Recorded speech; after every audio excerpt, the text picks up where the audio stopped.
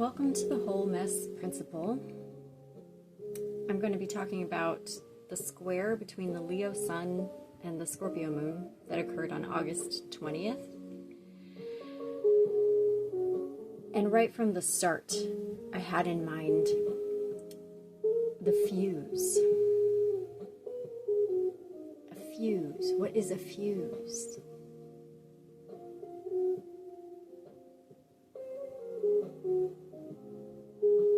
It just appeared in my consciousness one day because of a Facebook post.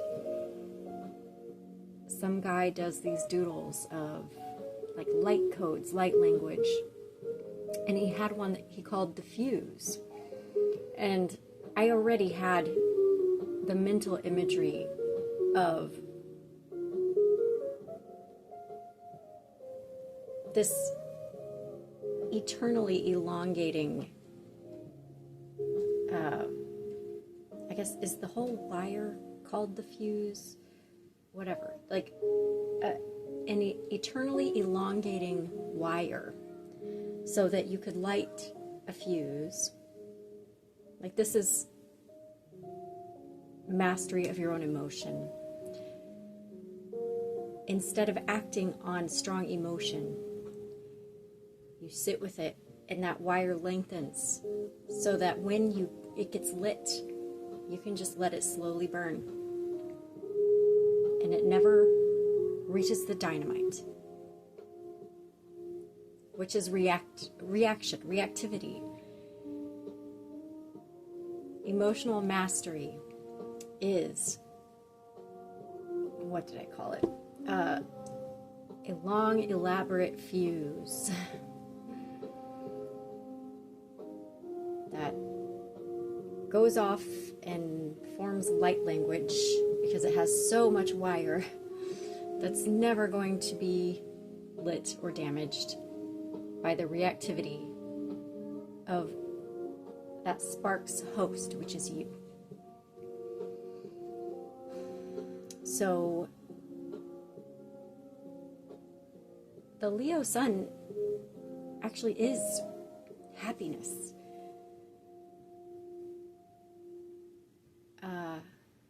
If there was a zodiac sign and a planet that had the aura of joy, it is Leo and the Sun. So there is a relationship here between joy and anger. On the emotional spectrum, this is one of the first frameworks I ever had for myself, because as a person who, and it all does come down to Alanis Morissette, because my relating so much to her, I can't remember now, damn it, if it's a song or if it was like an interview or something that I read. It has to be song lyrics somewhere, but I can't remember which song, where she talks about joy and rage. Like, that's her emotional spectrum. And I was like, oh my God, that is me. And as a person who has that embodiment of emotion, or at least when I was young, it was that. I was attracted to men who embodied what felt like the opposite, which would be peace and melancholy. The cooler shades of emotion. So, like, anger and joy are this two-sided coin. And then peace and sadness are another coin. And then both of those coins are also a coin. And when I talk about, like, when you develop romantic feelings for others, like, what attraction is your psyche trying to round itself out. So instead, like, what I realized in pursuit of relationship with these men that embodied peace and melancholy was that I just wanted those traits. I wanted to understand those things. And I did learn to understand them because they broke my heart and I became melancholy. And then I processed everything and arrived at peace.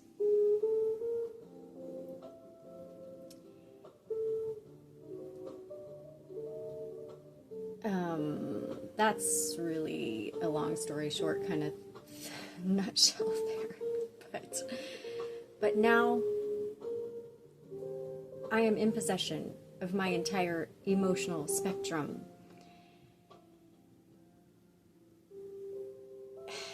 And it kind of sucks because I don't have that easy attraction to anybody anymore. Because I'm just trying to round myself out. Like, that is what most of human attraction is. And I think we way too quickly want to just call that toxic. And it goes beyond even, like, opposites attract. Like, yes, they attract. But if they don't become a little of what the other is, if they don't respect what the other is, then they will clash. And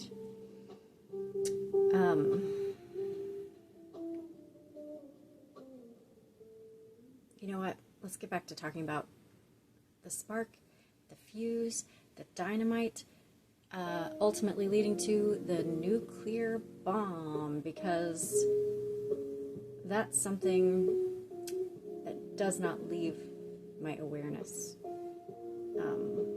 Not in a fear-based way, like I'm not scared of humans mishandling the information that they have discovered. But just synchronistically, it keeps coming up. I didn't really know how to put together all my thoughts on this square because I made like a whole dang page of notes, and that's just the tip of the iceberg. But as I was sitting here trying to figure it out, a Bill Hicks post came up that triggered a thought that I had on a walk yesterday morning, and it all came together. And it's about the freaking bomb. And even Carolyn Mace talks about how when we went into the nuclear age, in order to counteract that massive threat and fear, we had to become more enlightened quick. And we went through the countercultural revolution. In so many ways, human beings are just naturally more enlightened than they were before all of this. The 1940s.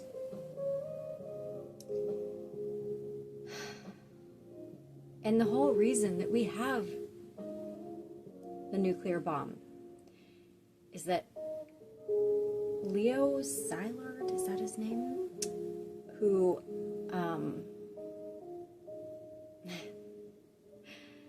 look at that name, Leo Szilard. This is the name of the physicist who wrote the letter that Einstein signed off on, that they sent to FDR, and that is what triggered the whole atomic age, because they were afraid that Germany was going to get to this information first,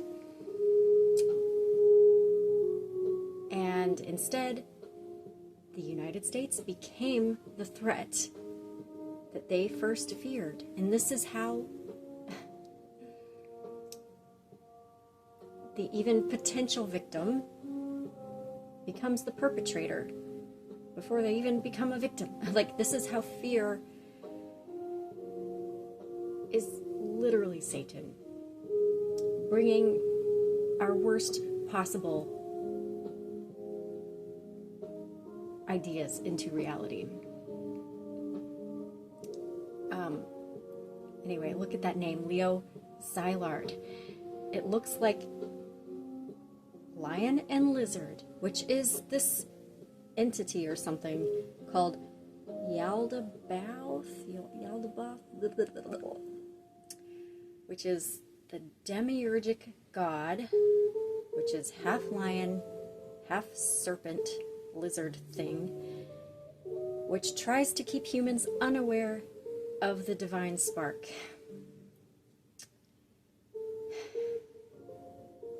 And what else has science become but an attempt to replace the divine in us? The divine technology of the heart, of the metaphysical. We're trying to replace all of that with our information about the material world, divorced from the inner world. And it's bad, bad, bad. And that's all I'm going to say about it.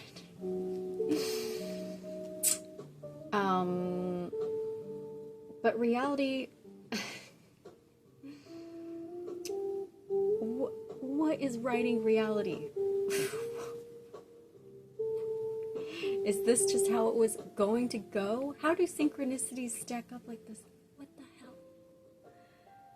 Leo Szilard, lion lizard, the demiurge that tries to prevent humans from discovering their divine spark. That entity absolutely would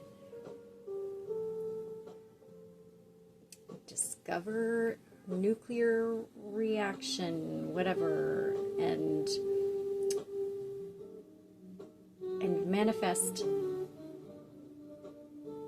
the discovery of the single greatest threat to all of humanity. The shortening of the fuse. The ultimate power over others. The biggest weapon. The biggest money suck. The biggest temptation. Power. Nuclear power. So, in response, as the antidote, we have to become enlightened. I don't know when, I remember the first few times I started actually posting about enlightenment, because I was going through things in my experience with my little divine spark that I was like, oh my god, this is fucking enlightenment. This is it.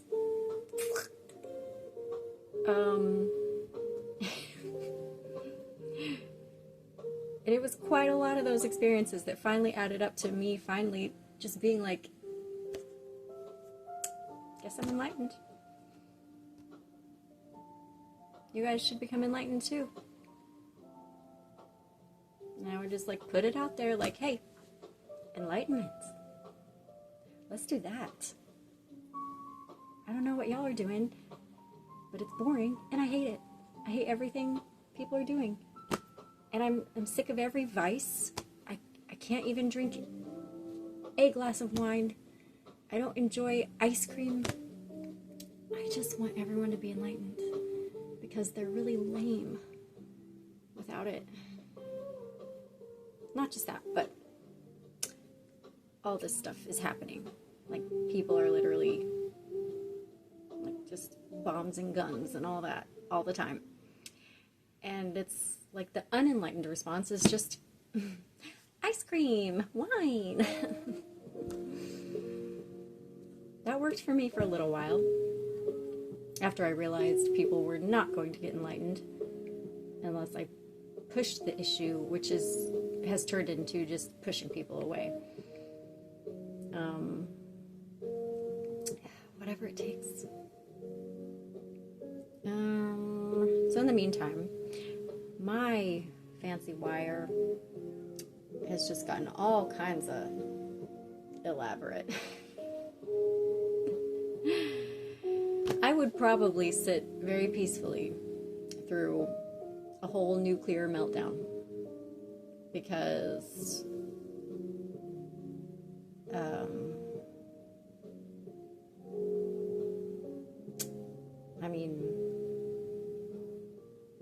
That's the time-traveling super empath in me. I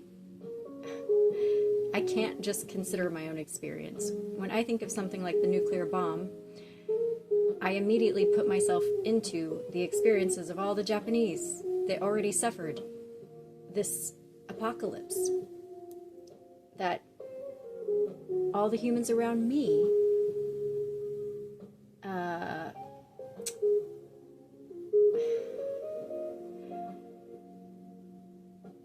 like,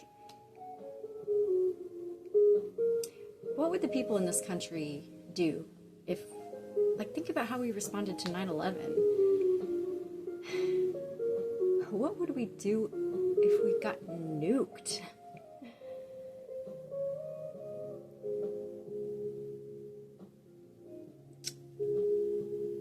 I mean, other than cower, because...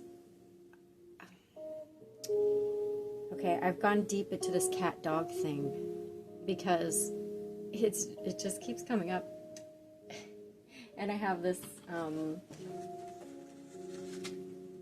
cat and dog deck, too, so I'm just seeing through these lenses of, on the positive, and they both have extreme positives, obviously, because they're kitties and puppies.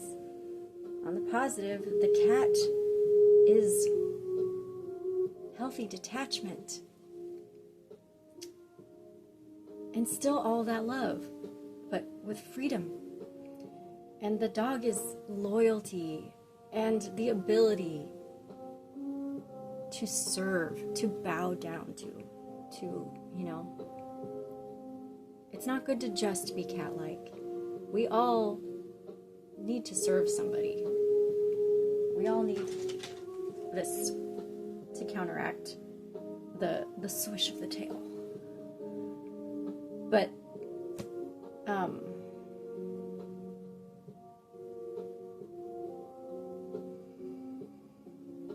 where was I? The dog is poisonous in a pack.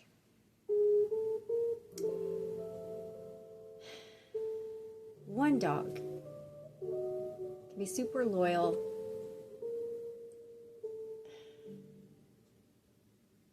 Where am I? Okay. I've watched dogs, like literally, we had a bunch of land at one point in my family's former life. And my mom was an animal person, so we just took in whatever animals found us. And at one point we had a pack of dogs, or most of the time we had some kind of little pack. But we had a Jack Russell Terrier that was like the bully leader, like our little Donald Trump.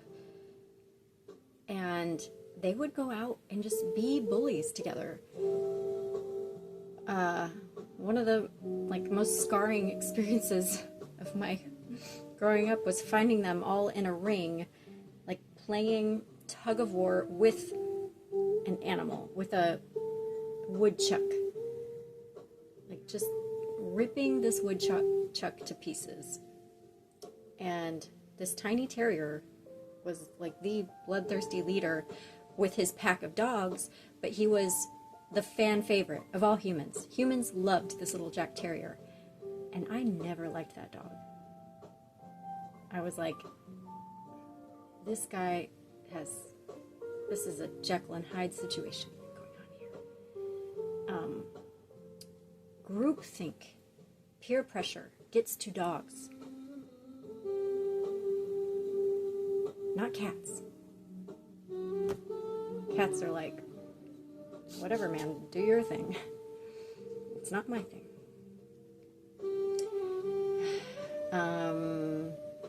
And that's good to have. Because this also came up for the Jeffrey Epstein thing for me.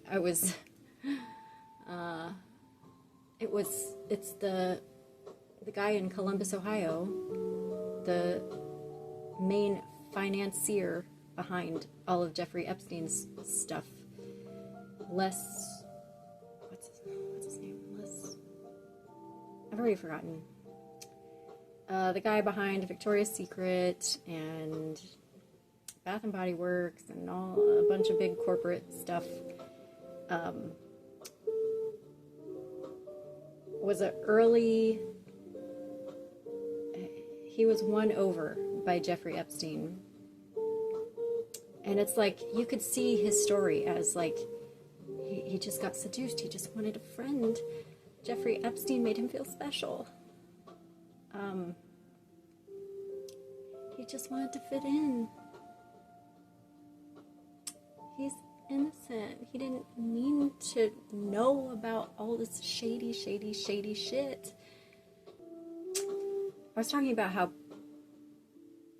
the cultural Americans who reacted to 9/11 with vengefulness, who were acting basically as the Antichrist, the unforgiving. That was most people around me. And I don't know if it is now or not, because again, I've ideologically pushed everybody away that I live around. I love everybody. I love ice cream, I love wine, I love all the surface stuff, and I love all the people on the surface. I can't go any deeper with people.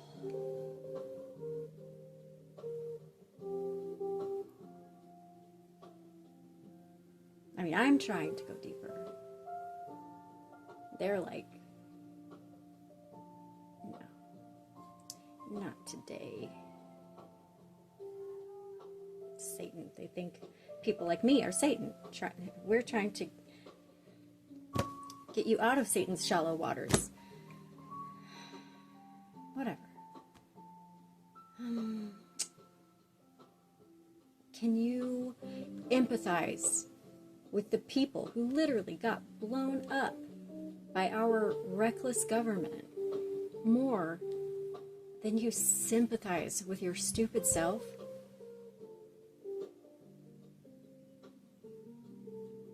Can you just fucking do that? So that my fuse doesn't have to get any more elaborate?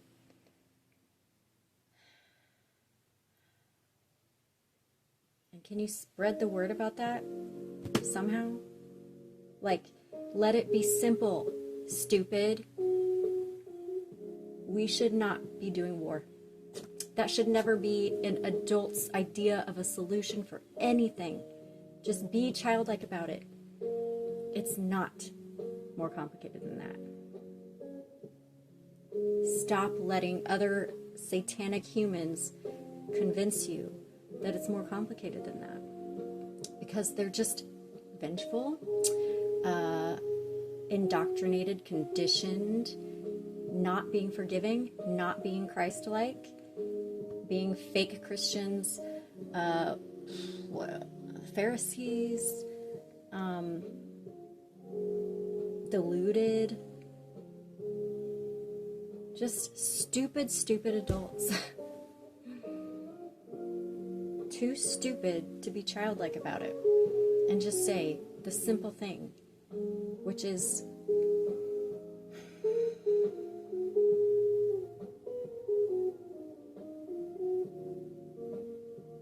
it shouldn't be like this.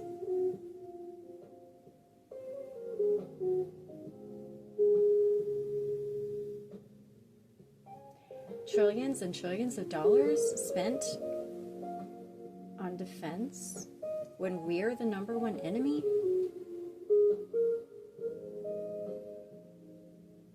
Because we've got trillions and trillions of dollars and all the weapons? When we're the bully? And I'm not going down some, like, America-hating thing. I think because we were such a great light in the world of liberation, we instantly met the enormous shadow of that.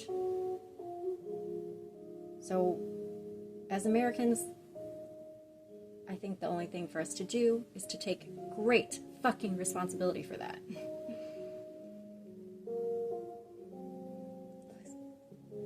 feel like I'm Mrs. President. No fucking way. I don't want control over anybody. That's, talk about a job. That was the stupidest dream that ever got sold to us. To want to become the president. To want to be... Who wants to rule over liberated people? Who can drive a chariot